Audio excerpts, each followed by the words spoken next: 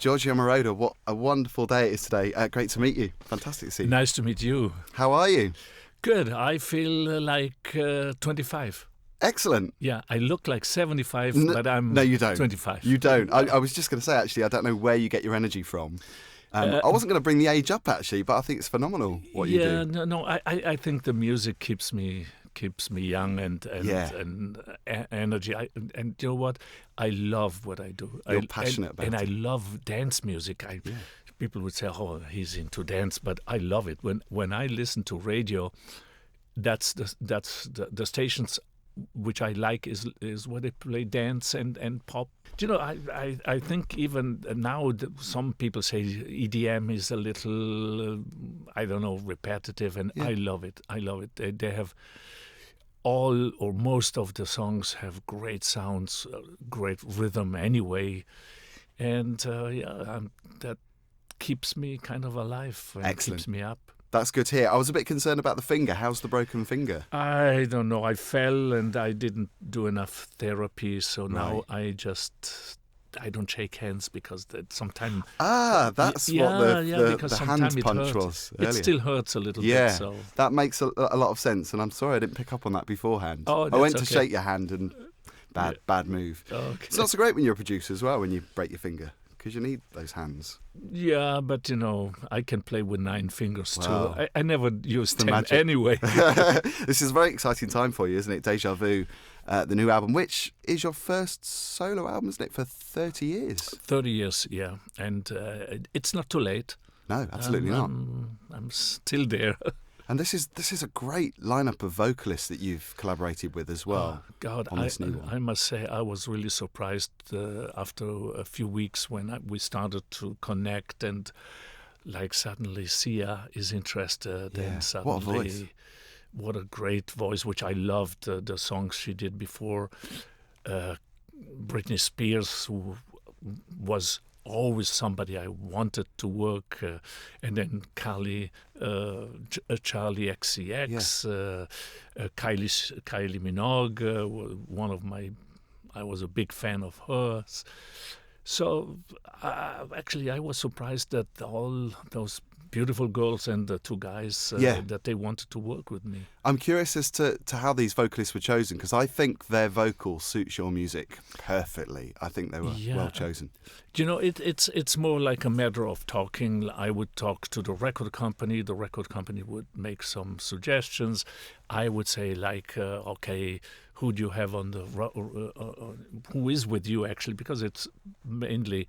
It's better to have somebody who is already with a record company, and then I see Sia, I see Charlie, and I said those are the acts which I really want to work. Yeah, and the one thing that I noticed by the vocalists that you've used, they do sound slightly different, and I'm not just meaning that by obviously the production is different because it's your sound, but their vocal sounds.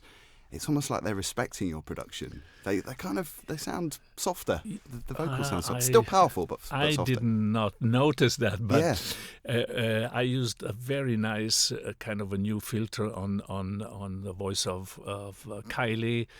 I overdid a little bit with a vocoder on Britney Spears. But I love that because I think it suits the original. I think the original sounds kind of robotic, doesn't it? The structure of it. Yeah, but you know, with Britney, I use the vocoder, but in a different way. Yeah. Usually, you add the vocoder and then you take the original voice away, which then it becomes really mechanical, like the vocoders I did 30 years ago. Sure. But so I just added on her voice the vocoder underneath, and it gives you that different feel. It's almost like you have background singers in the back. And the original was Tom Steiner, Suzanne Vega. Tom Steiner, beautiful original recording, a cappella. Yeah, beautiful song. No chords, so you have to invent basically the arrangement. You've recreated it, but it does still sound like that song. because it's very different. But I hope so. yeah, I think it's great. I think the album's fantastic, I have to say. It's great to have you back as well. We've got to mention where it all started, of course, as well, the 70s, an incredibly exciting time for you and many people that you worked with. Obviously, it was a time of glam, punk, disco. It was very exciting, wasn't it? What are your memories of it back then? Well, the big memory was when Pete Bellotti and myself found Donna Summer. And then we had a few minor hits, and then the idea came up doing a sexy song. And that was... it was a great production. She is phenomenally great singer, nice character, funny, fluent actually in German. She used to live in Munich at that time, and we did about 5 or 6 albums, and great lady. Does some of it seem like a blur, or are there standout moments that you remember vividly of that time? Because I would imagine there was so much happening all at once. It was huge, wasn't it? One of the things which I always remember, and I am always asked, how was I able to get Donna to moan for, according to Time magazine, 75 times? Yeah. And in fact, it's quite funny because when we started, she felt uncomfortable. It was not real.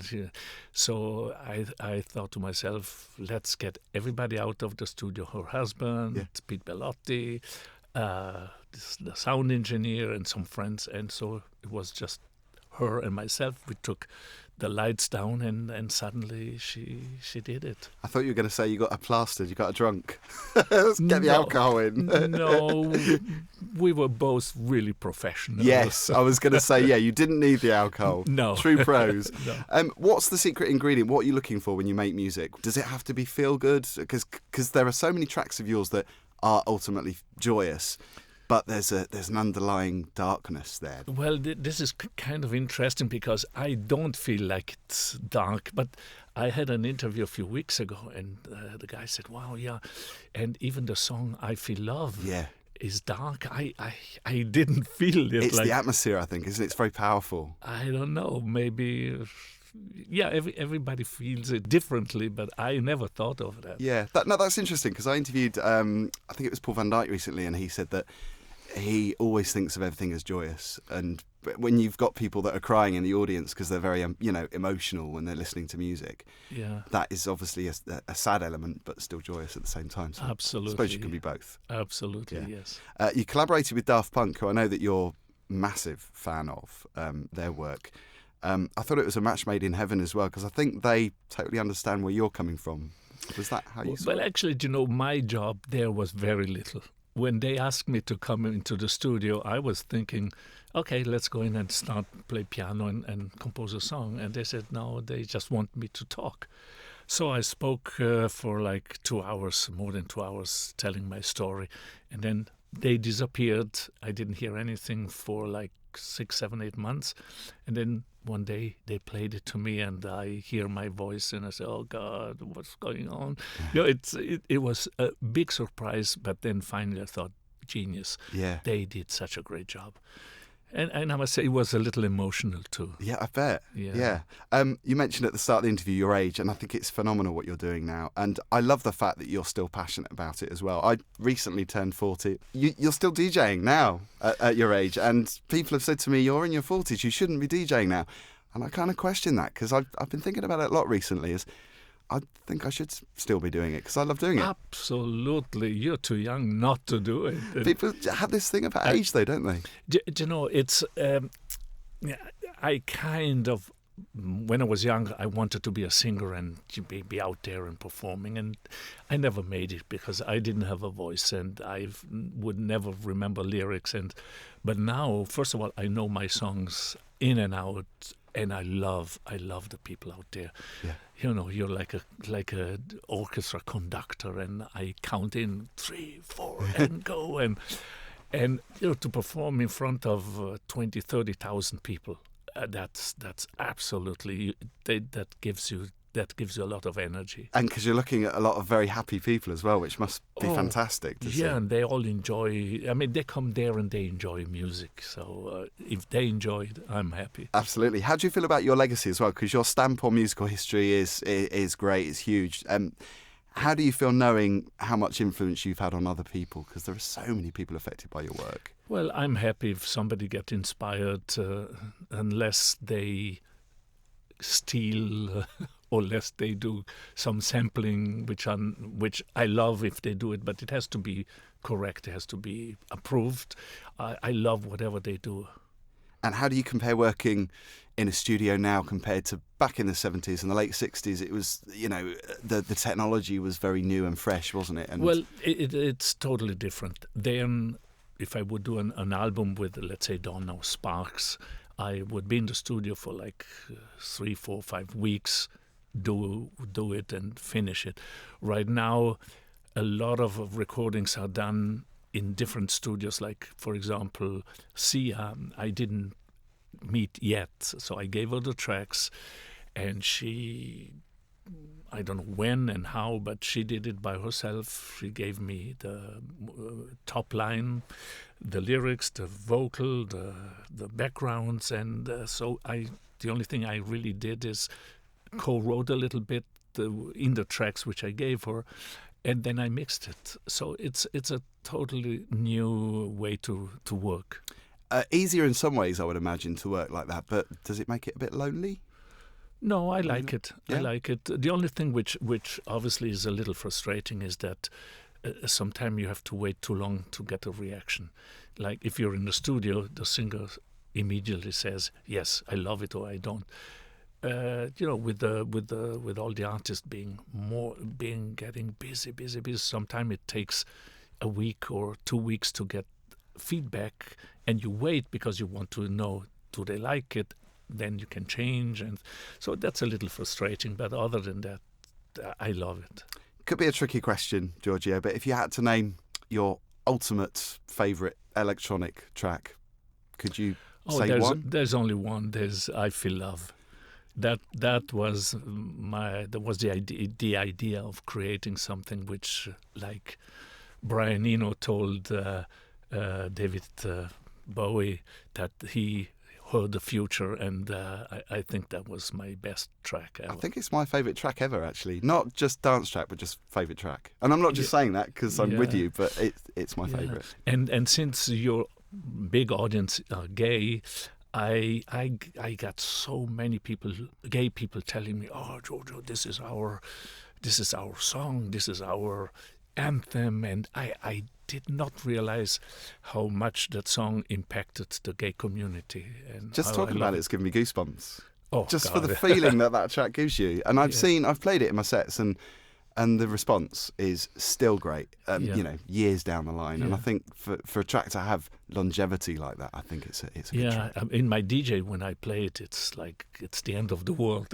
Then that's when the power of the gay community comes really out. Yeah. Have you seen a manifestation of influence from other artists that not just sampling your work, but what work has been influential to you that you've done that you can see repercussions of through other people? Well, there was one song, for example, with Madonna, which was really close to the original.